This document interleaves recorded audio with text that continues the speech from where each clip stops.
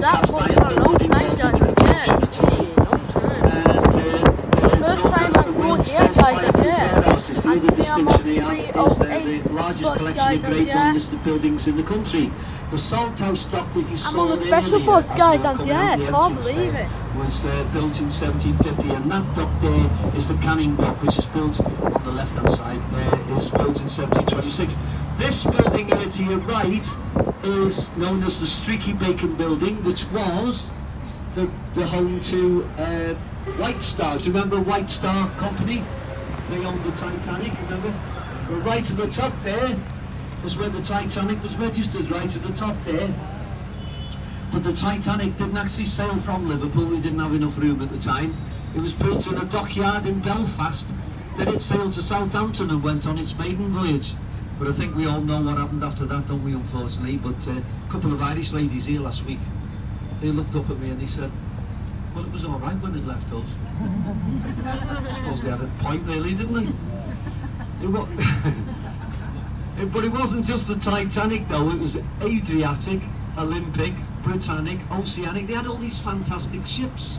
And it wasn't long, though, before they had very serious competition on the scene with these guys over here on the left, just in front of us, the Cunard building. And it's one of what we call the Three Graces, these lovely buildings here on the waterfront. Cunard building here on the left was built in 1916, and it was the home to Samuel Cunard. He was the big shipping operator who came originally from Nova Scotia in Canada. Then he started up the shuttle service between New York and Boston. And then he came over here, started off the first service between the two, trying to fight it out between White Star and him as to who was going to build the biggest and the fastest and the most luxurious liners on the ocean. A big fierce battle, trying to win the Blue Ribbon Award every year, you know. So this battle went on for quite a few years. Healthy competition, you know, because out of it we got all these fantastic liners, didn't we? But it wasn't long before White Star was swallowed up by Cunards. One particular reason you're probably aware of already is when you say your ships are unsinkable and they do the unthinkable, you know what I mean? It's time to pack it in. Either that or join with somebody else that can make them. And of course these guys did. They had the Carpathia, the Mauritania, the Lusitania, the Aquitania, all these fantastic ships. As I say, they merged together in 1936, and in 1967 they moved out of Liverpool altogether. Moved all the way back to New York, where Cunards had got a base anyway. Originally, he came over to Liverpool in 1840, and he started up the first regular service between the UK and United States, Liverpool and New York. And apparently in those days it would take them 38 days to get across. Imagine wearing your mask for that long. If you were still in the pandemic, you wouldn't stand a chance, would you? Wouldn't bear thinking about. Unbelievable, isn't it? So as we're turning the corner, Here we go, we're going on a ride, guys, and yeah. Now the pier head. There's another bus, guys. It's known as the gateway to Football the bus. So in its day, this has been like the busiest port in the world. About the pier head in a minute, but look to your left and you'll see. There's quayside. This is one of the Three Graces. This is our beautiful Port of Liverpool building, built in 1907 for the Mersey Docks and Harbour Board. And as you can see, we've got the pier head. Once known as the gateway to the world, because you can travel to any port in the world from this destination here. And it's been estimated now that between 1830 and 1930, over 9 million emigrants passed through this very spot from the likes of Europe on their way to the New World, as they called it back then, because nobody knew what lay in store.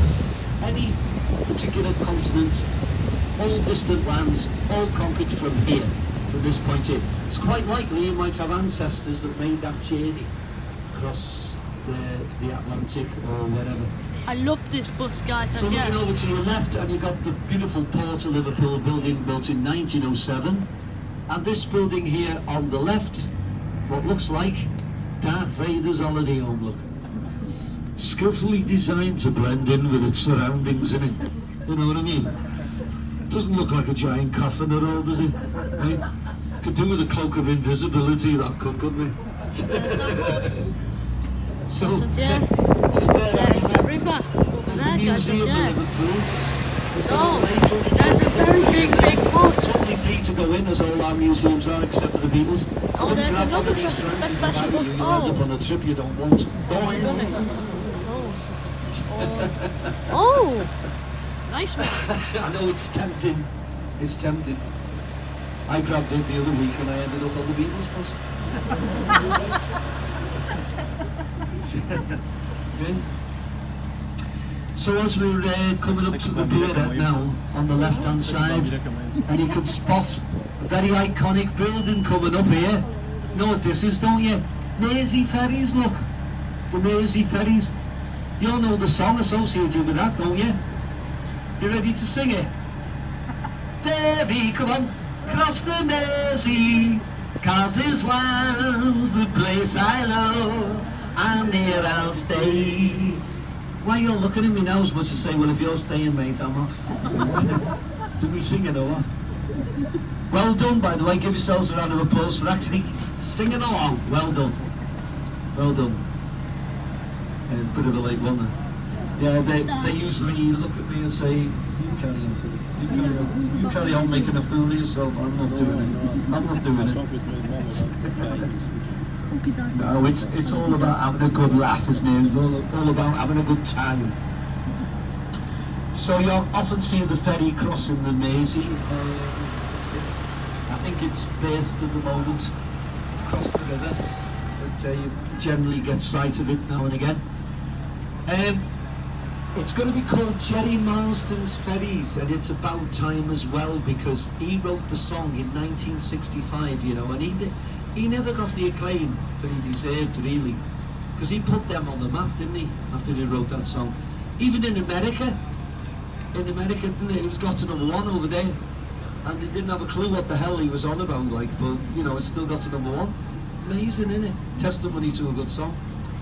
And it's only now that it got the votes to be called Jerry Marsden's Ferries. And would you believe, poor Jerry died last year.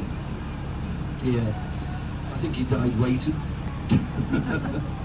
But at least his family will benefit. So, we got the Beatles statue just here to your left.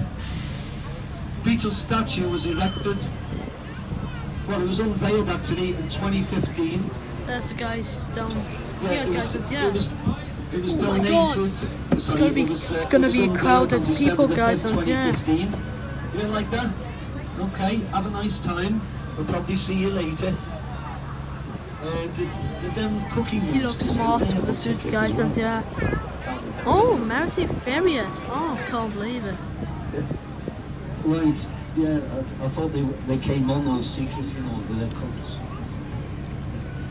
Yeah, so the Beatles statue, was unveiled on December the 5th, 2015. What that commemorates is 50 years to the day the Beatles last played their home city of Liverpool, which, by the way, is at the Liverpool Empire Theatre. You've probably seen it on your travels around the city. The old Empire Theatre, their last ever gig in their home city of Liverpool. Hello, my love, you alright? Yeah, we've got plenty of seats if you happen to, you know, go and spare here, okay? It's just yourselves, or is there some more coming? I think you haven't got Rent-A-Crowd today. Oh, they're all sat there instead. Rent-A-Crowd Mark 2 getting ready to go on the bus again. So yeah, the Beatles statue.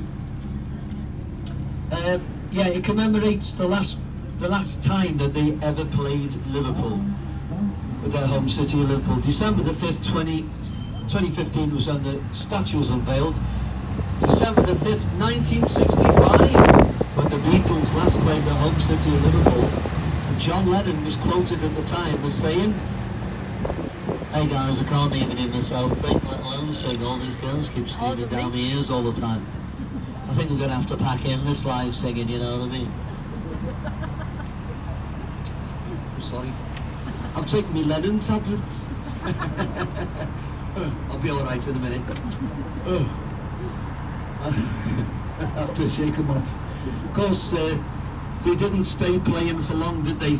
Performing was a waste of time, wasn't it? Because once they got up on the stage, you couldn't hear them because all the girls were screaming at them. You know, it was like this Boeing 747 going off every time they got on the stage. This noise, you know. So it was a waste of time. They couldn't hear themselves. The girls couldn't hear themselves. The girls couldn't hear them playing. So what's the point? So they ended up in the studios, and it's a good job they did, because we wouldn't have had Sergeant Pepper, White Album, and Abbey Road, all those great classic albums. So we got the three Graces over to your left. Port of Liverpool building is the first one at the end there, tucked away in the left-hand corner. One in the middle is the Q9 building, which is 1916. Last but not least is this one to our left, our proud very proud of this one. It was built all the way back in 1911. And when that was built, it was fashioned on a Chicago skyscraper. Just look at the size of it. Because when that was built on these shores, that became the tallest commercial structure in the whole of Europe. Yeah, in the whole of Europe, right up until 1934. Not even the tallest built in Liverpool. Right at the top there is our line of birds. You've probably spotted them already. I'm going to end the video now. Right, thanks for watching and please subscribe. Bye bye.